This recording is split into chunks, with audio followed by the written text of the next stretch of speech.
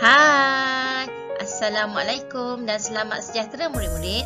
Pada hari ini, murid-murid akan bersama dengan saya, Cikgu Saripah untuk belajar Bahasa Melayu. Tajuk yang akan murid-murid pelajari pada hari ini ialah kata ganti nama diri. Apakah kata ganti nama? Ya, kata yang digunakan untuk menggantikan nama seseorang dan biasanya digunakan dalam perbualan. Kata ganti nama terbahagi kepada tiga, iaitu yang pertama, kata ganti nama diri pertama, kata ganti nama diri kedua, dan kata ganti nama diri ketiga. Kata ganti nama diri pertama digunakan untuk menggantikan nama orang yang bercakap. Contohnya ialah aku, saya, kami, kita, Patih, hamba dan beta. Setiap satu ni mempunyai fungsi ataupun penggunaan yang berlainan. Jom kita lihat.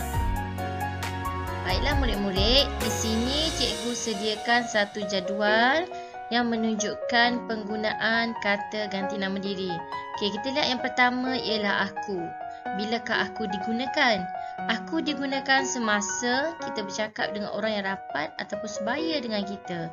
Manakala saya pula digunakan semasa majlis rasmi ataupun dengan orang yang baru kita kenali. Kami pula digunakan untuk mewakili pihak yang ramai apabila bercakap dengan yang lain. Kita digunakan kepada diri sendiri dan orang yang diajak bercakap. Okey, seterusnya ialah bahasa istana iaitu patih, digunakan oleh rakyat apabila bercakap dengan raja atau sultan.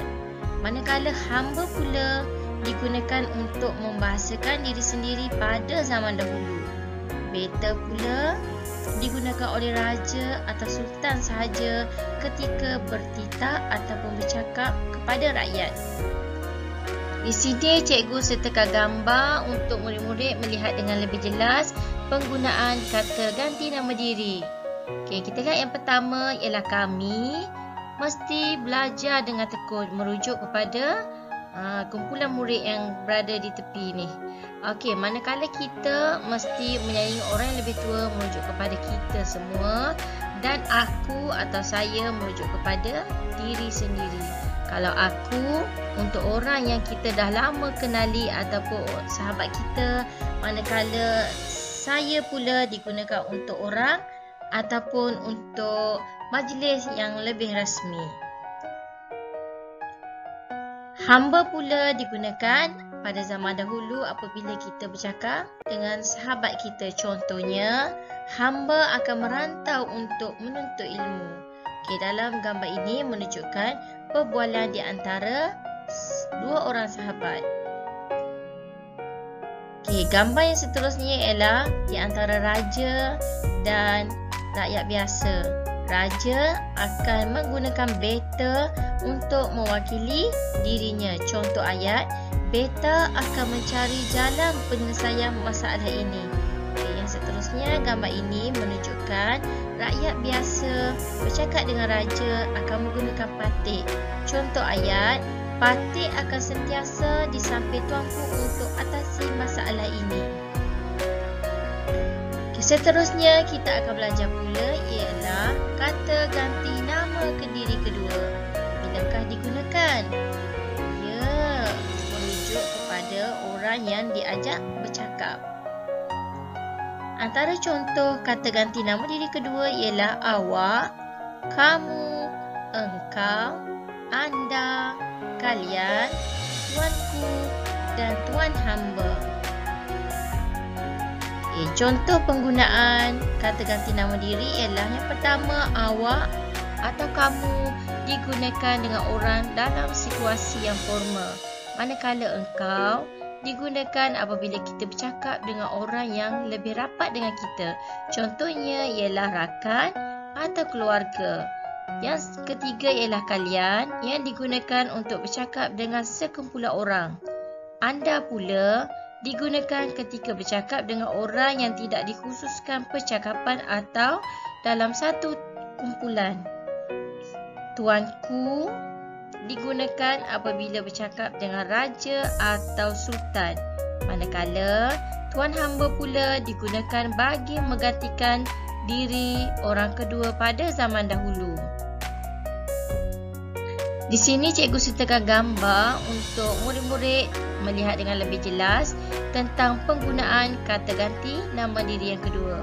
Okey, contohnya di sini ialah beta mahu perkara ini diselesaikan dengan segera. Dalam situasi ini menunjukkan raja yang telah bertitah kepada pembesar ataupun rakyat biasa. Manakala rakyatnya apabila bercakap dengan raja akan menggunakan tuanku. Contohnya ialah, ampun tuanku, titah tuanku akan patut laksanakan segera.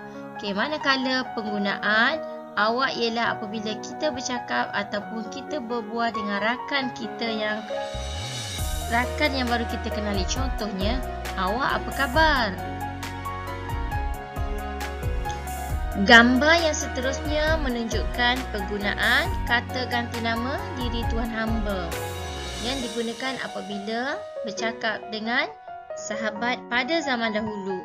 Dalam gambar ini menunjukkan pembesar yang berbaju hijau ni bertanyakan kepada sahabatnya, iaitu mengapakah tuan hamba sanggup lakukan perkara itu. Bertanya kepada sahabatnya. Jadi untuk murid-murid lebih ingat apabila kita bercakap dengan rakan kita pada zaman dulu menggunakan kata ganti nama diri tuan hamba. Gambar yang seterusnya ialah tentang penggunaan kata ganti nama diri kalian, iaitu merujuk kepada satu kumpulan. Okay, contoh ayat, kalian harus melakukannya berhati-hati. Dalam gambar ini menunjukkan raja ataupun murid perempuan yang bertudung kecoklat telah memberitahu kepada 3 lagi orang sahabatnya supaya melakukan perkara itu secara berhati-hati. Dan kata ganti nama diri yang terakhir ialah kata ganti nama diri ketiga yang digunakan untuk merujuk seseorang yang diperkatakan. Contohnya ialah dia, baginda, beliau, ia, nya dan mereka.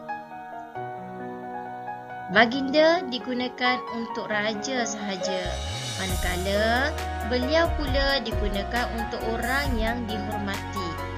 Ia digunakan untuk orang ketiga yang umum. Ia digunakan dalam tulisan untuk orang yang ketiga. Manakala nya digunakan untuk menggantikan nama diri orang ketiga yang dicakapkan. Mereka pula merujuk kepada orang ketiga yang bilangannya lebih daripada seorang. Maksudnya kumpulan yang banyak.